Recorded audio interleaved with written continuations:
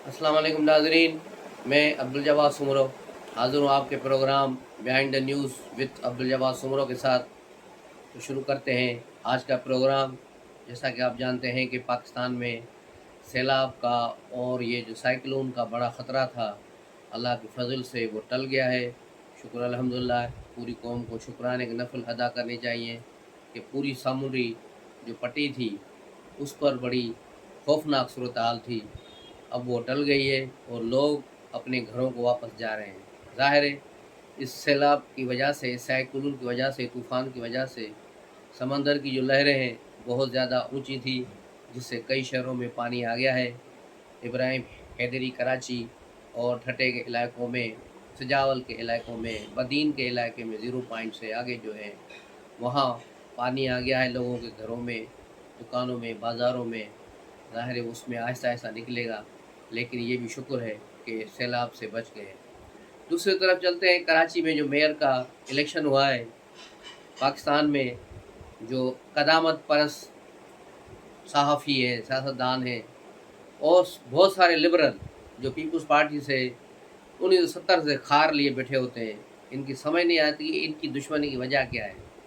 Liberal भी होते हैं लेकिन पीपल्स पार्टी की दुश्मनी भी इन पर वाजिब होती है, इसलिए वो उस पर अपनी भड़ास निकालते रहते हैं कि बस पीपल्स पार्टी ने बड़ा गैर आइनी काम कर दिया है, बाकी दूसरों ने बड़ा आइनी काम कर दिया है। मुझे तो बहुत हैरत हुई उन लोगों पर। जावेद चौधरी का कालम भी था, जावेद चौधरी का ब्लाग था, मुबशर लुकमान का ब्लाग था, रज़ी दादा का ब्लाग था और बहुत से लोगों का ब्लाग था जो इस बात पर थे कि बस जमात इस्लामी के साथ बड़ा जुल्म हुआ है, जमात इस्लामी का मैंडेट चुराया गया। जमात इस्लामी का मैंडेट था कहाँ भाई? पहले हक़ाइक़ तो बयान करो। और बहुत सारे टीवी चैनल्स जो हैं वहाँ पर भी जो तजिया निगार बैठे हैं, ज़्यादातर कराची से उर्दू बोलने वाले, उनकी पूरी कोशिश होती है कि पीपल्स पार्टी की दुश्मनी में कोई चीज़ जाने न दे।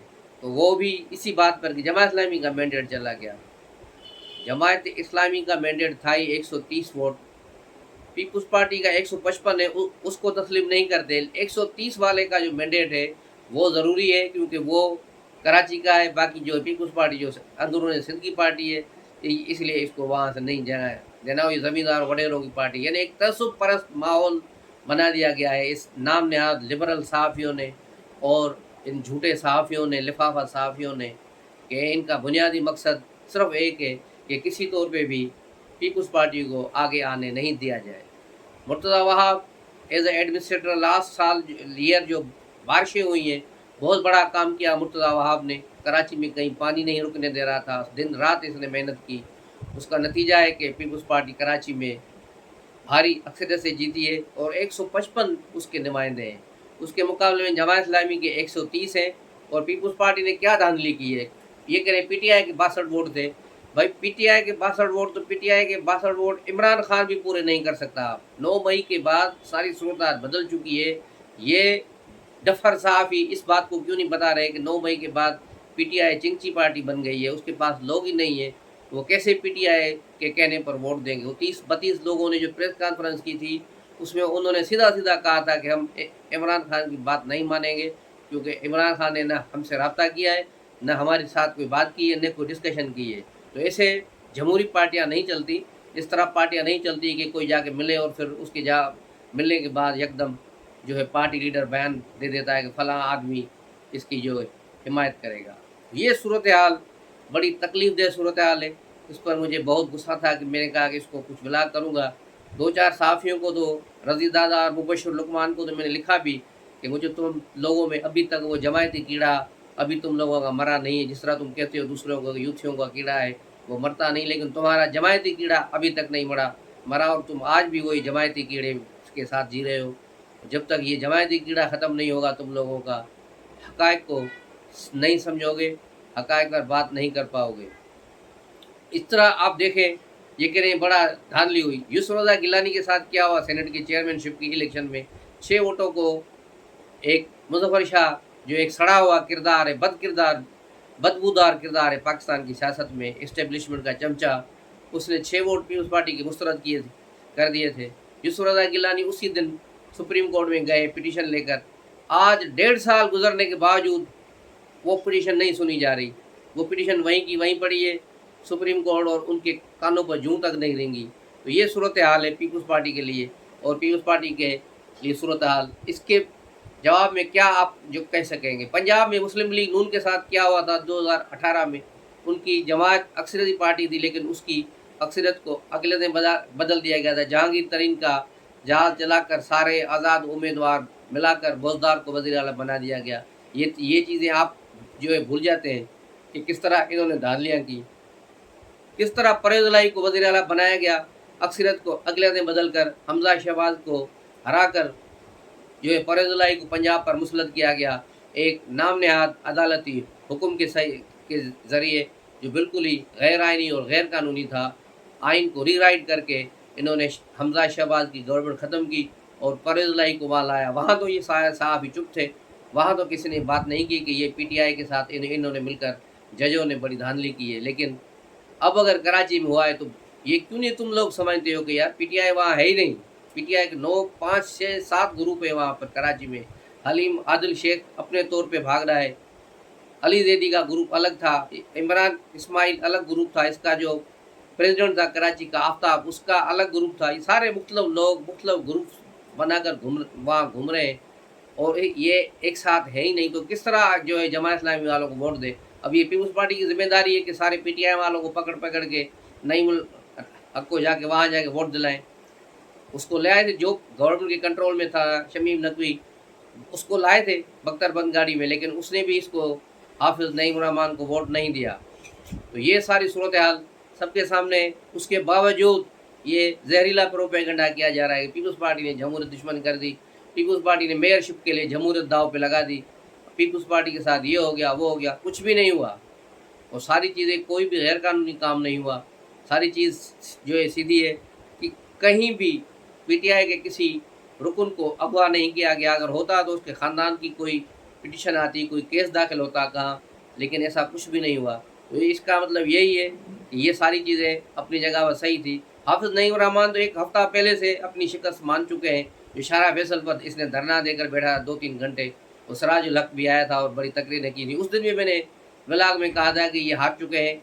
अब ये इमरान खान की तरह, जिस तरह इमरान खान अदम एतमाद के दौरान बजाय सियासी लीडरों से बात करने के लिए, अपने हलीफों से बात करने के बजाय धीर में पता नहीं कहाँ कहाँ जलसे करते फिर रहा था, इधर से उधर। जिस तरह एक बंदर होता है एक डाल से दूसरी डाल पे छलांगे मारकर अपनी तबीयत साफ़ करता है, इसी तरह इमरान कर रहा था और ये भी इसी तरह कर रहे थे। तो उसी दिन मैंने कहा था कि ये हार चुके हैं। बस अपनी शिकस्त देखने के बाद इन्होंने अब ये ड्रामा शुरू किया है और ये ड्रामा करेंगे, लेकिन अब ये ड्रामा इनका ज़्यादा देर नहीं चलेगा। और जमात इस्लामी ने जो पीटीआई के साथ हाथ मिलाया है, तो यूँ समझो इन्होंने अपनी सियासत पर भी लकीर फेर दी है। जमात इस्लामी हमेशा देर से सोचती है, देर से समझती है।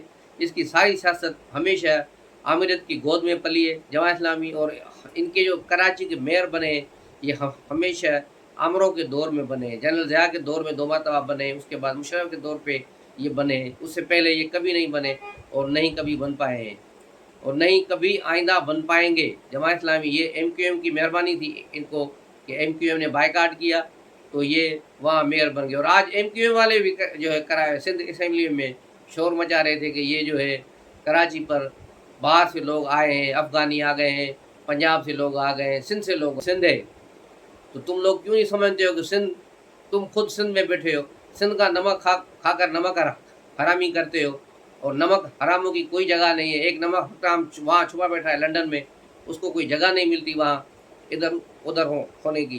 तो ये सारी सूरत हाल है इनकी। तो सारे लोग ये एक ही सिक्के के 3 रुख हैं।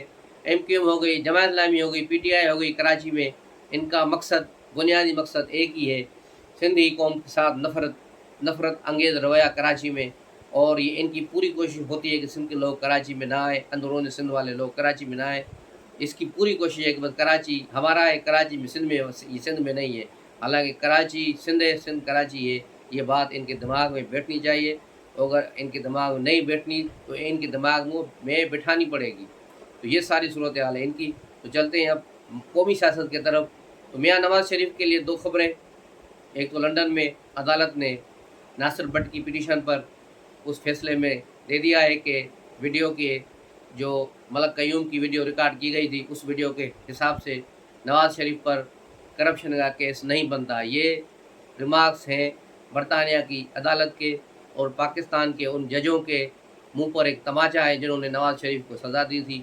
اس کے علاوہ دوسری آج سینیٹ میں بھی بل پاس ہو گیا ہے جس میں 62(1)F جو ہے اس میں ترمیم کر دی گئی ہے کہ جو ہاں لکھا ہوا تھا کہ نااہل ہوگا، وہاں کوئی ٹائم فریم نہیں لکھا ہوا آئین میں، اور اس پر عدلیہ نے اپنی تشریح کرتے ہوئے نواز شریف کو، جہانگیر ترین کو فار ایور کے لیے نااہل قرار دے دیا تھا۔ اب اس کی مدت 5 سال کر دی گئی ہے۔ تو یہ قانون پاس ہوگا صدر کے دستخط کے بعد تو یہ قانون بن جائے گا۔ اس کے بعد نواز شریف کی جو نااہلی تھی، جو ہمیشہ کے لیے نااہلی تھی، جہانگیر ترین کی جو نااہلی تھی وہ ختم ہو جائے گی۔ 5 سال کے اندر ان کا پیریڈ ہوگا اور 5 سال میں ان کی نااہلی اب ختم ہو جائے گی اور نواز شریف اگلے انتخابات میں حصہ لینے کے اہل ہو جائیں گے۔ تو یہ بہت بڑی اچھی خبر ہے مسلم لیگ نون کے لیے۔ اور مسلم لیگ نون کا آج کنونشن بھی تھا چک شہزاد اسلام آباد میں، جہاں میاں شہباز شریف کو دوبارہ پارٹی کا 4 سال کے لیے صدر منتخب کیا گیا ہے۔ اسی جگہ پر مریم نواز کو بھی پارٹی کا جو ہے چیف آرگنائزر مقرر کر دیا گیا ہے۔ شہباز شریف نے اس موقع پر کہا کہ یہ پارٹی نواز شریف کی امانت ہے، وہ جب آئیں گے تو یہ پارٹی ان کے حوالے کر دیں گے۔ مریم نواز نے بھی اپنی تقریر میں عمران خان کو کافی لتاڑا اور کہا کہ یہ شخص اس ملک کو تباہ برباد کر کے کونے میں چھپا بیٹھا ہے۔ مسلم لیگ کے پر اتنے مظالم ہوئے لیکن اس کے باوجود مسلم لیگ نے نہ کسی پر پیٹرول بم پھینکا، نہ کسی گھر کو جلایا، نہ کسی کے ساتھ جو ہے قومی جو سلامتی کے امور پر کبھی بات کی۔ اور بالکل یہ صحیح بات ہے کہ پیپلز پارٹی اور مسلم لیگ پر جتنے مشکل وقت آئے، ذوالفقار علی بھٹو سے لے کر نواز شریف تک جن لیڈروں پر وقت آئے، لیکن انہوں نے ہمیشہ قومی وقار کو ملحوظ خاطر رکھا ہے، نیشنل سیکیورٹی کے مسائل کو کبھی زبان پر نہیں لائے۔ یہ بہت بڑی ایک بڑی اعلیٰ جو ہے پائے کی سیاست تھی، لیکن ایک تھا یہ جس کو پیٹ میں کوئی بات چھپتی نہیں، نہ سفارتی محاذ پر، نہ ملک میں محاذ پہ، ہر جگہ پر ہر باتوں کو کھول کے بیان کر دیتا ہے۔ ساری جو ہے اس نے تباہی پھیر دی ہے، ساری سیاست کا ملیہ میٹ کر دیا ہے اس نے۔ ایک جو وزاداری کی سیاست تھی، ایک ایمانداری اور دیانتداری کا جو سیاسی رشتہ تھا، اس کو اس نے ختم کر دیا ہے۔ اس کی جگہ بد اخلاقی، گالم گلوچ اور جھوٹ اس نے پھیلایا ہوا ہے۔ روزانہ پی ٹی آئی کے ٹرولرز روزانہ جھوٹ بولتے ہیں۔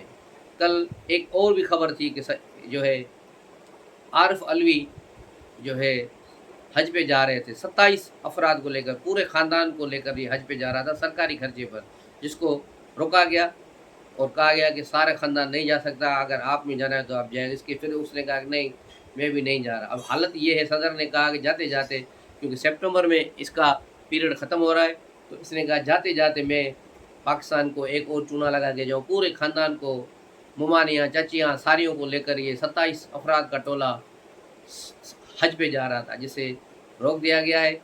اور عارف علوی نے کہا میں نہیں جا رہا۔ اس پہ پھر ان کی پارٹی کے ایک نئے جو ان کے رکن شامل ہوئے ہیں، جمشید دستی، مظفر گڑھ کے بدماش، اس نے بھی اب جو ہے جھوٹ میں پی ایچ ڈی کر دی۔ اس نے بس لکھا ہے کہ بس عارف علوی نے بڑا کام کر دیا ہے، وہ صدر علوی نے جو ہے سرکاری خزانے پر حج پہ جانے سے انکار کر دیا ہے۔ وہ الو کے پٹھے، اس کو بھیج کون رہا تھا حج پہ؟ یہ تو خود جانا چاہ رہا تھا، پورا خاندان لے کے جا رہا تھا جس کو روکا گیا ہے۔ تو یہ صورتحال ہے اس کی، اور یہ خبریں ہیں۔